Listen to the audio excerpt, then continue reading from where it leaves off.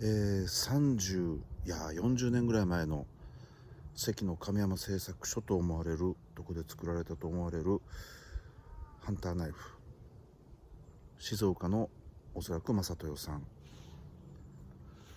刻印が入ってますけども、非常にいいナイフだと思ってます。さっき研いだんですけど、やっぱり切れ味がたまらなく良くなってますね。いいですね。これを持ってまたキャンプに行きたいもんですね。薪も割れるし、肉も切れるし、いろんなことに使えます。